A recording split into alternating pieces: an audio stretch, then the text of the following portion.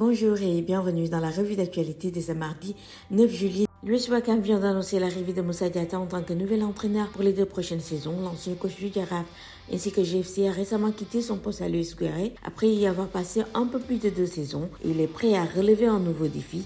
Son expérience et sa vision du jeu apporteront une nouvelle dynamique à notre équipe. Bienvenue à lui et que l'aventure commence, peut-on lire dans le communiqué. De retour en Ligue 1 après quelques années en Ligue 2, l'US Ouakam a réussi à se maintenir dans l'élite au terme d'une saison difficile. Accord entre le FC Barcelone et Los Angeles FC pour le transfert de Mamadou Mbacké Fall. Alors qu'il était en prêt du côté du FC Barcelone la saison dernière, Mamadou Mbacké Fall ne va pas faire son retour au Los Angeles FC. Le défenseur de 21 ans va effectivement continuer l'aventure en Espagne alors que le club catalan a trouvé un accord. En effet, comme relayé il y a quelques jours et d'après les dernières informations du média Catalan Sport, le joueur va rester du côté du FC Barcelone où l'accord est estimé à hauteur de 2 millions d'euros. Los Angeles FC va conserver un pourcentage d'une vente future. AC Milan, Fodé Ballo-Touré renvoyé chez les U23. La décision a été brièvement annoncée lundi par Zlatan Ibrahimovic, conseiller principal des Rossoneri, lors d'un point de presse avec le nouvel entraîneur Paulo Fonseca. Fodé Ballo-Touré ne fait pas partie des plans de l'équipe première. Il va commencer à s'entraîner avec l'équipe des espoirs Milano Futuro, a déclaré l'ancien attaquant suédois.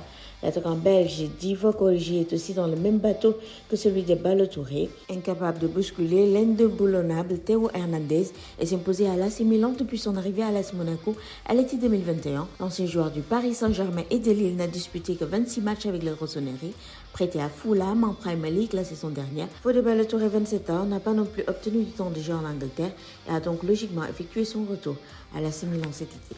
Basket, ce sera une belle pour connaître le prochain adversaire de l'AS Ville de Dakar en finale chez les hommes. L'équipe de la municipalité a obtenu son billet pour la finale du championnat national. Au stade Marius Ndiaye hier, l'AS Ville de Dakar a dominé la Jeanne d'Arc 62-51 pour le compte de la demi-finale retour du Final 8. Dans l'autre rencontre aussi de ces demi-finales, le Dakar University Club a pris sa revanche contre l'AS Douane. Le club étudiantin a remporté la victoire contre les Gabelous 55-51.